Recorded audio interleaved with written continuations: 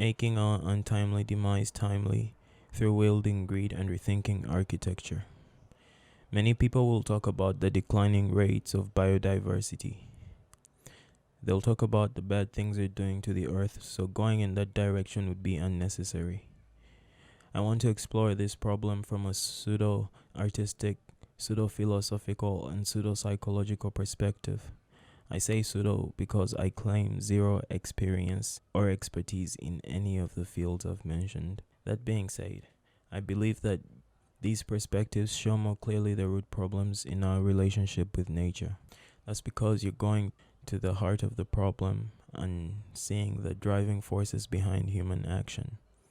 So, building a shared future for all life on Earth, what does this mean? To me, it means proper integration into the natural world, a mutualism between us and the rest of the Earth, improving our interactions with nature, creating an all-beneficial relationship, and moving from our current parasitic one where there is a lot of taking, damaging, and very little return. This conclusion is quite clear when one sees the conduct of modern life. We rely on factories and their produce. These factories get raw materials and resources needed for product and energy from nature. They process the material, make whatever we demand, and proceed to throw the waste back at nature. They throw back the poison, like parasites that suck your blood and give you the disease. At the core of our march off the cliff into a dystopia, what you have is human greed. At the core of our march off the cliff into dystopia, what you have is human greed. The constant and justifiable need for money, material, and pleasure. However, leaving things at that would not be accurate. The real problem is not exactly greed, but the twisted utilization of greed.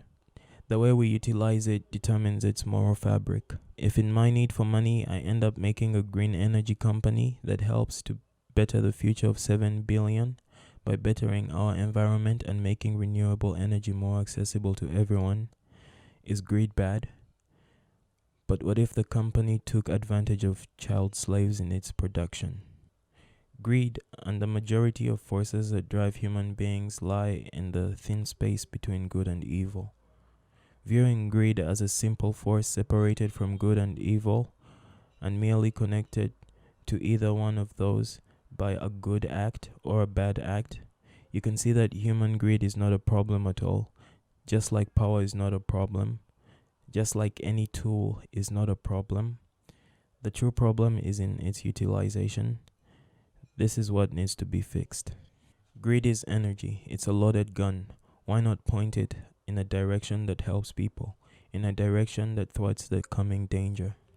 You can make millions saving and bettering lives, but you can also make them at the expense of others. Your desires for money can make you build something of value or something cancerous. You make the choice in which direction to point the greed. With that in mind, I'd like to take you to the seemingly unrelated world of architecture. A giant leap, but bear with me. Architecture is a practice of designing and constructing buildings.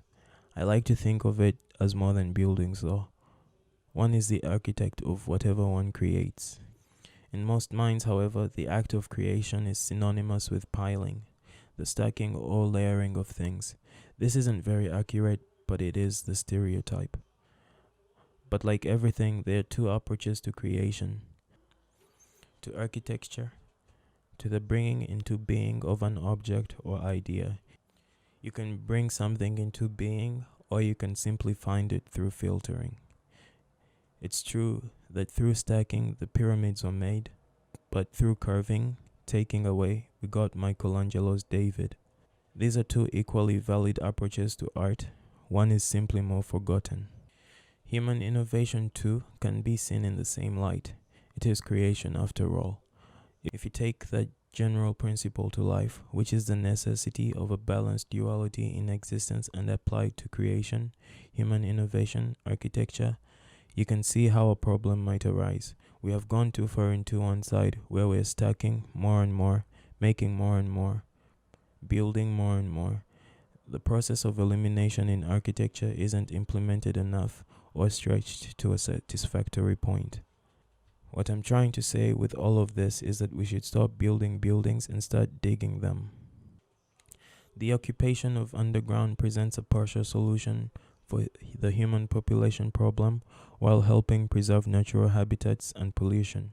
The encroachment on forests can be greatly reduced, and digging instead of building would create less demand in construction materials.